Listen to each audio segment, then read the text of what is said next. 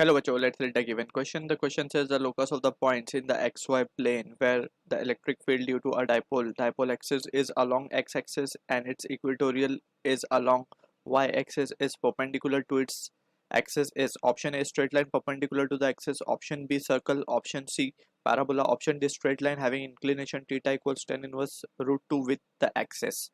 So basically we have to understand as a key concept about the electric field due to electric dipole, right? So हमने basically तीन cases पढ़े हैं important. First is when the point we will consider on the axis of a dipole. So dipole basically क्या है? It is opposite magnitude charge separated by a finite distance, that is let's say L. और अगर इसी axis पे if we wish to find let's say point P पे अगर हमें electric field find करनी है and this point P is at a distance x from the center of the dipole, we can say. So यहाँ पे हम क्या लिखते हैं, this is the axial case और since the point P is lying on the axis of the two dipole, so we can see यहाँ पे जो हमें केस मिलता था इलेक्ट्रिक फील्ड का एट पॉइंट पे, it comes out to be 2kp upon यहाँ पे हम लिख सकते हैं एक्स क्यूब. यहाँ पे वी हैव टू अंडरस्टैंड कि जो इलेक्ट्रिक डाइपोल मोमेंट होता है दैट इज पी, उसका डायरेक्शन नेगेटिव से पॉजिटिव होता है और इस केस में फॉर एक्सियल केस जो इलेक्ट्रिक फील्ड का डायरेक्शन आता है वो भी अलोंग पी बार ही आएगा. यानी कि ये चीज हमें ध्यान रखनी होगी कि जो भी इलेक्ट्रिक डाइपोल मोमेंट का डायरेक्शन होगा वही इलेक्ट्रिक फील्ड का भी डायरेक्शन होगा when the cases of axial point पे जब हम कंसिडर करेंगे चीजों को. ठीक है, तो यहाँ पे अगर हम मान ले it is rightward and rightward को हम क्या लेते हैं unit vector i cap plus i cap. So यहाँ पे हम डाल रहे हैं i cap along P bar है, that is we can see both are in the right direction. So यहाँ पे हम डाल रहे हैं आई कैप. तो ये एक चीज हमें ध्यान रखनी होगी. और सेकंड केस हमने पढ़ा था जब परपेंडिकुलर बाइसेक्टर पे हम कोई पॉइंट कंसिडर कर रहे हैं एट अ डिस्टेंस x, तो हम डायरेक्ट रिजल्ट लिख रहे हैं यहाँ पे.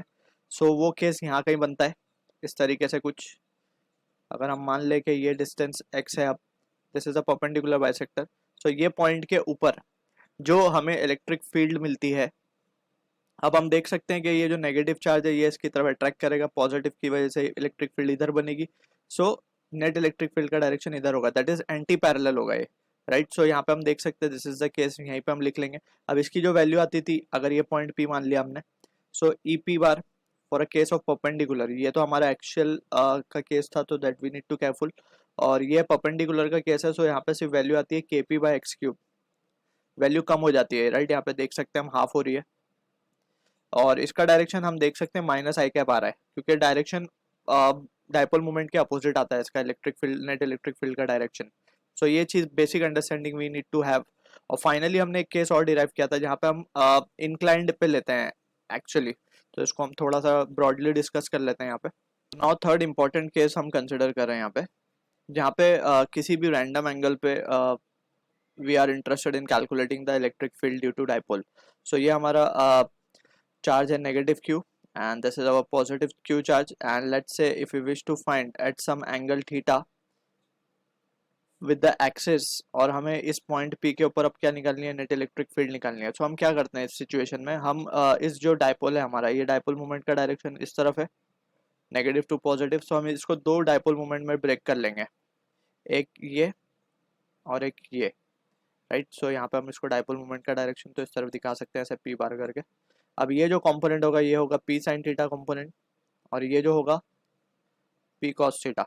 अब इसी के लिए ये एक्सियल पॉइंट होगा, ये कंपोनेंट के लिए p कॉस थीटा के लिए ये पॉइंट कैसा होगा, एक्सिस वाला पॉइंट होगा. ये पॉइंट p अगर हम मान ले सॉरी ये पॉइंट p अगर हम देखें, सो ये पॉइंट p कॉस थीटा के लिए एक्सियल पॉइंट है, लेकिन ये p साइन थीटा के लिए इक्वेटोरियल पॉइंट है, right. So that is what the condition is. यहाँ पे हम axial electric field due to axial कर देंगे and electric field due to perpendicular यानी कि p साइन थीटा वाले के लिए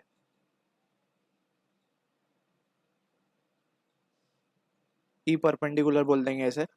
एंड दोनों का जो नेट इफेक्ट आएगा इलेक्ट्रिक फील्ड का वो कुछ इस तरीके से आएगा बीच में. If the magnitude is same, so ये बीच से पास होगा. So this is the net electric field. अब इसको मान लेते हैं एंगल को अल्फा, राइट. सो ये सिचुएशन में हम देख सकते हैं केयरफुली कि ई ए की वैल्यू हम क्या लिख सकते हैं, ई ए जो है एक्चुअल पॉइंट है due to the dipole moment P cos theta. हमने दो डाइपोल मोमेंट में ब्रेक कर लिया है इस मेन डाइपोल को, ठीक है ना, P cos theta P sine theta. P cos theta के लिए वो एक्चुअल पॉइंट है, सो एक्चुअल पॉइंट के लिए हम क्या लिखते हैं formula, 2k P cos theta. 2k P cos theta आएगा अब यहाँ पे, क्योंकि हमने पी कॉस थीटा वाला मोमेंट लिया है डायपोल, ठीक है, अपॉन जो डिस्टेंस है ये डिस्टेंस x है हमारा, तो ये हो जाएगा एक्स क्यूब, राइट।